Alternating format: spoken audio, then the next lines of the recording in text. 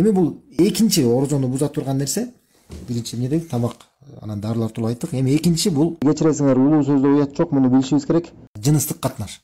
Аял менен кошулуу. Бул дагы орозону бузуучу нерселерден. Айырмасы жок. Алды менен болобу же арты менен болобу. Аллах таала мында бизден алыска сак кылган болсун. Биз билебиз, мисалы жамбашка аял менен кошулуу бул деген шариятыбызда тыюу салган нерсе, арам нерсе. Өзгөчө мунун Рамазан айында мунун арамдыгы, мунун оордугу, күнөөнүн оордугу андан дагы көбүрөөк болот. Бул жакта шейх айтат, бул өтө айыптуу, ыплас нерсе. Бирок негизи эмне жалпысынан эмне биз шейх эмнени айткысы келет? Ошол жыныстык катнаш, ошо аял менен кошулуу, адал болобу, адал жол менен болобу же арам жол менен болобу, эң башкысы эмне? Бул орозону бузат, Анан бул жыныстык катнаш менен, ошо аял менен кошулуу менен орозо бузулуу, бул өтө ошол оор, орозону бузуунун өтө оор жолдорунун бири болот да.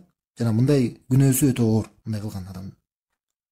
Жана мындай нерсеге эмне кантип ошол калтырган күнөөнүн казасын кантип толтурат?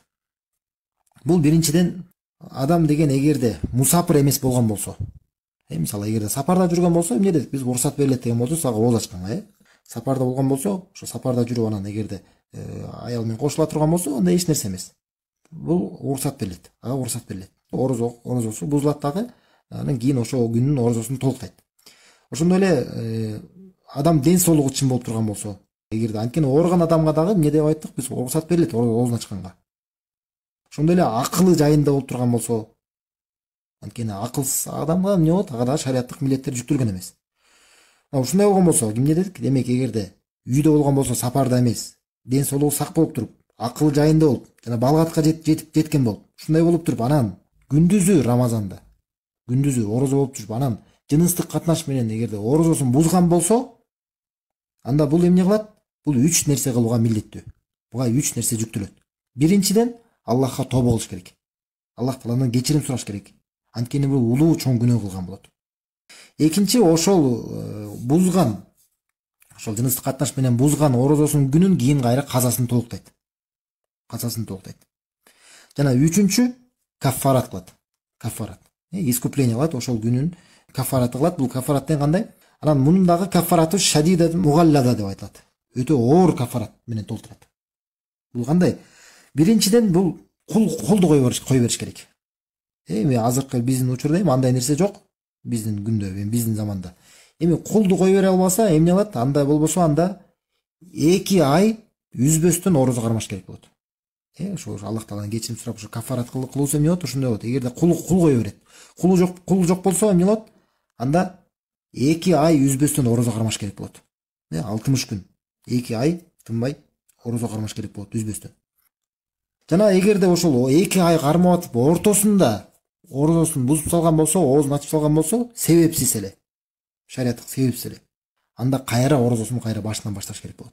Мисалы элестетсеңер, каффаратты орозосун кармап баштады, анан мисалы 55-күнгө жетти.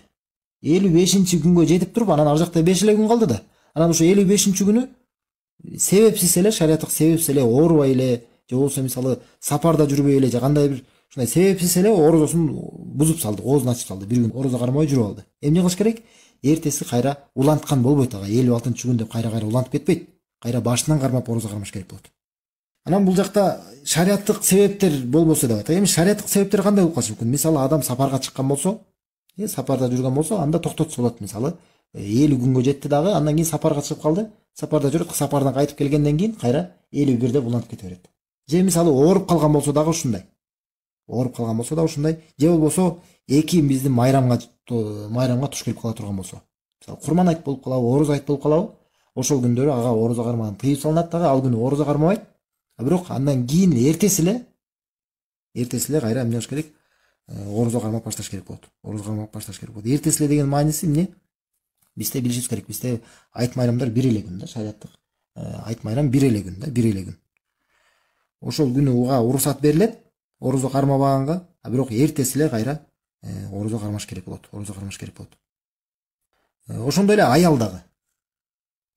Бул жакта эркек эле тиешелүү эмес, бул аялга дагы тиешелүү. Бир эле эгерде аялга, аны мажбурлап эле, ага ошо жыныстык катнашка аны мажбурлап койгон болбосо. Чынында эгерде мажбурланган болсо да, Анда эгерде мажбурланганда турган болсо аял, анда ал мындай кафарат кылбайт. А бирок эгерде 2 ай дагы тынбай орозо кармай албаса, 2 ай орозо кармай албаса, мисалы мага зыян болуп калат, мен кармай албайм, андай мүмкүнчүлүгүм жок дей турган болсо, анда эмне кылабыз? Биз айтабыз, чынында сен кармай албаганың бул сен менен жана Аллахтын ортосунда болуш керек. Сен чынчыл болушуң керек, чынында кармай албаганың. Эгерде сен кармай албасаң, анда айтабыз ага, сен анда үчүнчү нерсеге өтөсүң. Эмне кылат? 60 кембагалды той кылыш керек болот. 60 кембагалды ошол бир отуруп тамак жегенде, эгерде толук курсагы тойгудай тамак менен тойгузат. Буга чейин адам тойгузуу тууралуу болчу сөз кылган болчубуз, кантип тойгузулат. Эми бул жакта маселе бар, ушуга байланыштуу, жыныстык катнашка байланыштуу, бул орозо боюнча. Эми ошол жыныстык катнашка чейинки болгон иштер, мисалы ошо аял менен кучакташуу, же болбосо ушундай сыяктуу иштер, бул уруксат берилбейби? Биринчиден биз билишибиз керек. Эгерде ошол мисалы ошо аял менен кучакташып, анан ушинтип атып, анан эгерде андан уруктугу чыгып кала турган болсо, жыныстык катнаш болбой эле. Анда эмне болот? Ошол күнүн орозосу бузулган болот. Кийин ал күнүн кайра орозосун кармаш керек болот. Тобо кылат, Аллахка тобо кылат. Ошол күнүн орозосун кармайт, бирок кафарат кылбайт. Кафарат жок. Анткени кафарат бул ошол өзүнүн чыныгы жыныстык катнаш боюнча да. Жыныстык катнаш боюнча. Бул ошол мани деп коет. Уруктук, ошол сперма, ошо бел суу деп коет. Ошонун чыкканы боюнча да. Ошол чыккан болсо орозо бузулат. Ал эми жөн эле мази деп коет. Мази деген дагы суюктук бар. Экөөнүн айырмасы белгилүү. Мани менен мази деп коет. Мази бул жөн эле адам бир шахват болгондо же бир козголгондо ошондой чыгып кала турган бир суюктук бар. Бул эми сперма эмес да. Мындай боло турган болсо, мындай жөн эле бир суюктук чыга турган болсо, туурасы, алымдардын сөзү боюнча туурасы бул деген орозону бузбайт. Адамдын орозосу туура эле боло берет. Эми аялдын өбү боюнча дейт, мисалы кучактап өбү, ушулар боюнча кандай дейт? Бул шариатта кандай? Биринчи бул жакта эки абал бар да. Шария орозо кармаган мусулман аялын өпсө болобу, кучактап өпсө болобу, бул тууралуу бул эки абал бар дейт. Биринчиси эгерде өзүн билсе дейт. Ошо өзүн башкара алат. Анан бул жыныстык катнашка же болбосо ошо уруктугу чыгып калууга ошол нерсеге алып барбайт. Ушундай боло турган болсо, өзүн билген болсо, анда ага уруксат берилет. Орозо кармаган адамга ага уруксат берилет. Ал эмес пайгамбар саллаллаху алейхи вассалам да өзү дагы орозо кармап жүрүп дагы аялдарын өпкөн болгон. А бирок эгерде өзүн билсе, ал өзүн башкара албай калат экен. Жана кийин эгерде ушинтип аялын кучактап өбө турган болсо, кийин ошо жыныстык катнашка түшүп калаарын эгерде билген болсо, анда мындай адамга кучактап өпкөнгө, аялын өпкөнгө уруксат берилбейт. Ага тыюу салынат. Ошо эшикти жабыш үчүн. Үчүнчү орозону буза турган нерсе бул уруктуктун чыгуусу. Эми мисалы атайлап чыгаруусу, мисалы айтат анонизм. Көчөгө сабакта да суроо болгон болчу. Мисалы мастурбация же анонизм же ошо атайлап адам өзүн ошо суюктукту, ошо уруктукту чыгара турган болсо. Бул биринчиден орозо болбосо деле мындай иш, анонизм, бул деген мастурбация, бул шариатта тыюу салынган. Бул арам нерсе. Ал эми орозо учурунда мындай кылуу бул андан дагы оорураак. Күнөөсү андан дагы оорураак болот. Жана бул адам ушундай жол менен эгерде орозосун бузган болсо, бул сөзсүз түрдө ошол күнүнүн орозосунун казасын толтурат дагы, жана Аллах Таалага тобо кылат. А бирок бул жакта мухталим деген абал бар. Бул полюция деп коет. Адам уктап туруп, ошо уктап жатканда эле уруктугу чыгып калган болсо. Ким ошо Рамазанда мисалы уктап анан ойгонсо, мисалы фажырдан кийин болуп калды, таң аткандан кийин ойгонсо, же болбосо күндүз уктап ойгонсо эмне болуп калды? Суюктук чыгып калган болот. Эмне кылат? Бул эмне? Мындай адамдын орозосу бузулбайт.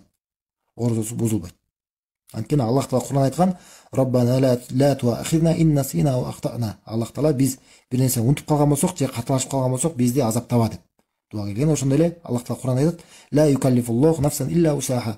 Аллах Таала напсиге ал көтөрө албаган нерсени жүктөбөйт деген. Демек бул адамдын өзүнүн кудретинен, өзүнүн ошо каалоосунан чыгып калган нерсе, туурабы? Өзү катайлап кылган жок да. Демек мындай адамдын орозосу бузулбайт, бирок ал гусул алыш керек болот. Намаз окуш үчүн бул сөз түрдө гусул алуусу важип болот. Ал эми орозосу болсо, туура орозосу бузулган эмес болот. Эми бул жакта маанилүү суроо бар. Мисалы мындай маселе да. Адамдын эгерде гусулу жок болгон абалда орозо кармап баштаса болобу? Шариатта эмне болот? Ооба, уруксат берилет. Эч кандай гусул менен же болбосо даарат менен орозонун эч кандай байланышы жок. Анткени кээ бир адамдар бар, мынтип айтышат, орозо ооз жаап атканда дагы же ооз ачып атканда даарат алыш керек дейт. Жок, андай эмес. Ал эле эмес, даарат эле эмес, гусул жок болсо деле туура боло берет. Анткени пайгамбар саллаллаху алейхи вассалам өзүнүн абалы ушундай болгон. Айша энебиз жана башка пайгамбар саллаллаху алейхи вассалам аялдары айтышкан да. Пайгамбар саллаллаху алейхи вассалам гусулу жок эле ушундай орозого кармап баштай берген деген да. Кийин анан намазга анан гусул алган. Ошондой эле эгерде гусулу жок болгон болсо, анан ошо сухурда саарда тамак жейт дагы орозосун баштай берет. Андан кийин багамдаттын дагы убакыты бар да, ошо багамдатка чейин, андан кийин таң аткандан кийин деле, орозо башталгандан кийин деле кийин барып анан гусул алып, кийин намазга тура берсе болот, уруксат берилет. Жана мындан дагы эмнени түшүнөбүз? Демек, күндүз адам орозо кармап жүргөндө жуунса дагы эч кандай орозого таасир этпейт, жуунса болот. Анан жуунуп аткандан самын колдонсо дагы эч кандай тоскоолдук жок. Кээ бирлер ошо айткандар бар да, самын колдонсо ооз ачылып калат дегендер түшүнүктөр бар да. Мунун баары ошо илимсиздиктен да. Самын колдонсо болот, шампунь колдонобу, эч айырмасы жок. Эң башкысы жуунуп атканда суун жутуп алгандан сак болуш керек. Анан ушу жуунгандан эч кандай бул орозого таасир этпейт. Аллах Тааладан сурайбыз, баарыбыз калган илимибизде бизге пайдалуу болгон болсун. Ушу Рамазан айында жакшы ибадаттарды аткарууга Аллах Таала өзү бизге тавфик берип, өзү колдогон болсун. Субханакаллаху ва бихамдик, ашхаду ан ла илаха илля анта астагфирука ва атубу илейк.